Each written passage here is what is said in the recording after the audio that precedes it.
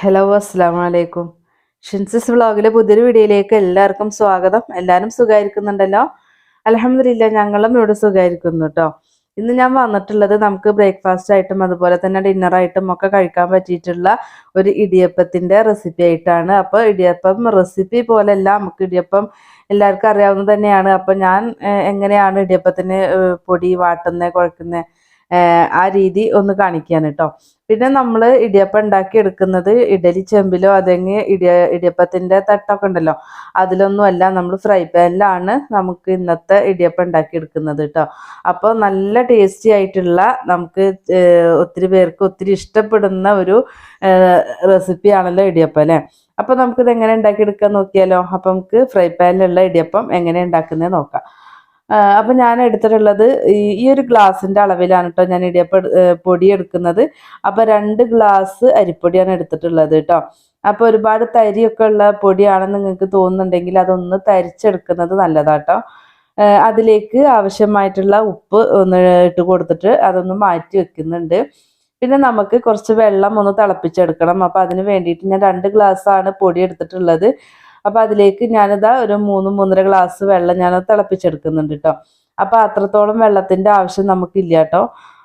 പിന്നെ ഇത് തിളപ്പിക്കാൻ വേണ്ടി വെക്കുക. അപ്പോൾ നമുക്ക് ഇങ്ങനെ തിളപ്പിച്ച് വെക്കുമ്പോൾ എന്താണെന്ന് വെച്ചാൽ നമുക്ക് ആവശ്യത്തിന് എടുത്തിട്ട് നമുക്ക് വാട്ടിയെടുക്കാം. അപ്പം ഞാൻ ഈ ഒരു ഫ്ലെയിം ഓഫ് ചെയ്യുന്നില്ല കേട്ടോ. അപ്പോൾ നമുക്ക് ഗ്യാസ് ഓഫ് ചെയ്യാണ്ട് ഏറ്റവും ലോ ഫ്ലെയിമിൽ ഇട്ട് വെക്കുക. എന്നിട്ട് ആ ഒരു അടുപ്പത്തുനിന്ന് തന്നെ നമുക്ക് ഒരു കപ്പ് കൊണ്ടോ ഗ്ലാസ് കൊണ്ടോ വെള്ളം എടുത്തിട്ട് നമുക്ക് ഈ ഒരു മാവിലോട്ട് ഒഴിച്ചിട്ട് പൊടിയിലേക്ക് ഒഴിച്ചിട്ട് നമുക്കൊന്ന് വാട്ടിയെടുത്താൽ മതി കേട്ടോ.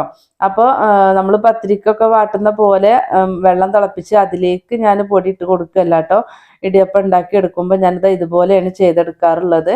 അപ്പോൾ തിളച്ച വെള്ളം നമുക്കിതാ കുറേശ്ശെ എടുത്ത് ഒഴിച്ചു കൊടുത്തിട്ട് നമുക്ക് ഇതുപോലെ നമുക്ക് വാട്ടിയെടുക്കാം കേട്ടോ.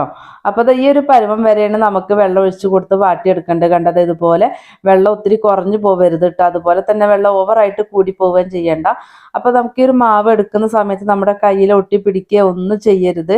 എന്നാൽ നമുക്ക് പത്തിരിയുടെ മാവ് പോലെയല്ല, അതിലേക്കും ഒരിത്തിരി ലൂസിലാണ് നമുക്ക് ഈ ഒരു മാവ് വാട്ടിയെടുക്കേണ്ടത് കേട്ടോ. അപ്പോൾ ഇനി നമുക്കിതൊന്ന് നന്നായിട്ടൊന്ന് മിക്സ് ചെയ്ത് അതൊന്ന് കുഴച്ചൊന്ന് ഉരുട്ടിയിട്ട് വെക്കാം കേട്ടോ. നമുക്ക് നമ്മുടെ സെവനാഴിയിലിട്ട് കൊടുക്കാൻ പാകത്തിനാക്കി വെക്കാം. അപ്പോൾ കണ്ടല്ലോ, അത് ഒട്ടും കയ്യിലൊട്ടി പിടിക്കുക ഒന്നും ചെയ്യുന്നില്ല കേട്ടോ. അപ്പോൾ നമുക്ക് മാവ് ജസ്റ്റ് ഒന്ന് കുഴച്ചെടുക്കാം.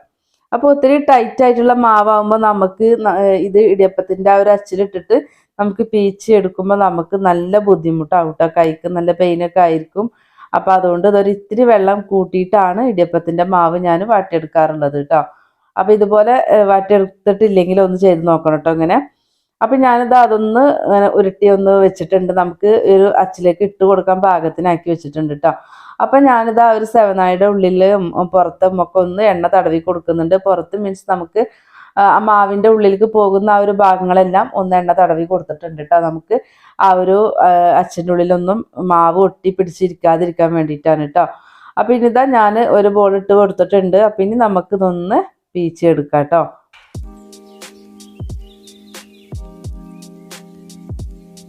അപ്പം ഞാനിതാ ഈ ഒരു പാനാണ് ഞാൻ വെച്ച് കൊടുത്തിട്ടുള്ളത് കേട്ടോ. അപ്പോൾ നമ്മൾ ചപ്പാത്തിയൊക്കെ ഉണ്ടാക്കുന്ന ഒരു പാൻ ഉണ്ടല്ലോ, അത് വെച്ചാലും മതി കേട്ടോ. അപ്പോൾ നമ്മുടെ കയ്യിൽ എങ്ങനത്തെയാണോ ഫ്രണ്ട് പാൻ ഉള്ളതെങ്കിൽ അതെടുത്താൽ മതി.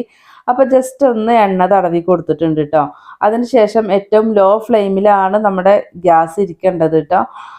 അതിനുശേഷം നമുക്ക് ആ ഒരു പാനിലോട്ട് നമുക്ക് ഇടിയപ്പം മാവൊന്ന് പീച്ചി കൊടുക്കുന്നുണ്ട്.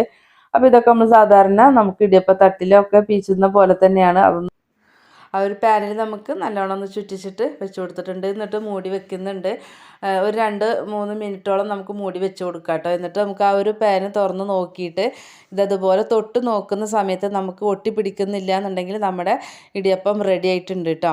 അപ്പോൾ നമ്മൾ വാട്ടിയിട്ട് തിളച്ച വെള്ളം ഒഴിച്ചിട്ട് വാട്ടിയിട്ടുള്ള മാവാണ്. അതിൻ്റെ പേരിൽ തന്നെ ഒത്തിരി സമയം ഒന്നിട്ട് വേവിക്കേണ്ട കാര്യമില്ല കേട്ടോ.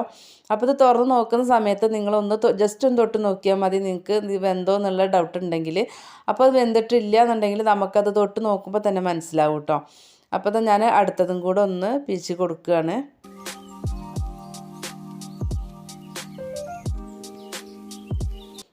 ഇതും മൂടി വെച്ച് കൊടുക്കുന്നുണ്ട് കേട്ടോ.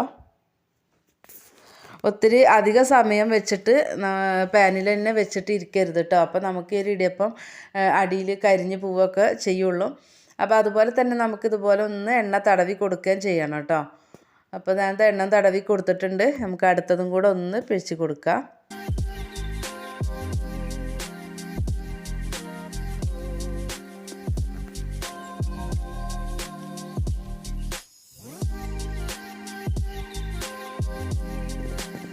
അപ്പോൾ അതും ഞാനിതാ മൂടി വെച്ചിട്ടുണ്ട്. നമുക്ക് 2-3 മിനിറ്റ് കഴിയുമ്പോൾ ഒന്ന് തുറന്ന് നോക്കി നോക്കാം കേട്ടോ. കണ്ടോ, നമുക്ക് ആ ഒരു ഇടിയപ്പം ആയിട്ടുണ്ട് കേട്ടോ. അപ്പോൾ നമുക്കിനി ബാക്കി മുഴുവനും നമുക്കിതുപോലെ ഒന്ന് ഉണ്ടാക്കിയെടുക്കാം കേട്ടോ.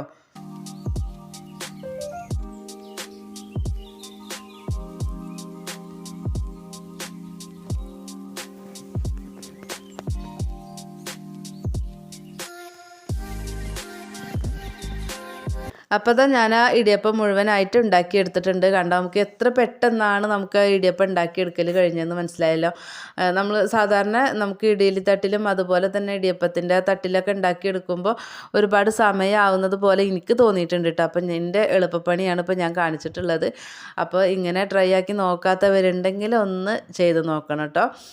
എനിക്ക് പെട്ടെന്ന് കഴിയണത് പോലെയാണ് എനിക്ക് തോന്നിയിട്ടുള്ളത്. കാരണം നമുക്ക് ആ ഒരു പാനിൽ ചുറ്റിച്ച് കൊടുക്കുന്ന അത് നേരെ പ്ലേറ്റിലേക്ക് തട്ടുന്നു. അപ്പോൾ അടുത്തത് പീച്ച് കൊടുക്കുക. അപ്പോൾ അങ്ങനെ ആകുമ്പോൾ നമുക്ക് പെട്ടെന്ന് കഴിയുന്നത് പോലെ തോന്നി. പിന്നെ നമുക്ക് മക്കൾ ചായയൊക്കെ കുടിക്കാൻ വേണ്ടി ഇരിക്കുന്ന സമയത്ത് നമ്മളിത് ഉണ്ടാക്കുകയാണെങ്കിൽ നമുക്ക് ആവുന്നതിനനുസരിച്ച് നമുക്ക് അവരുടെ പ്ലേറ്റിൽ കൊണ്ടുപോയി ഇട്ട് കൊടുക്കാനും എളുപ്പമായിട്ട് തോന്നിയിട്ടുണ്ട് കേട്ടോ.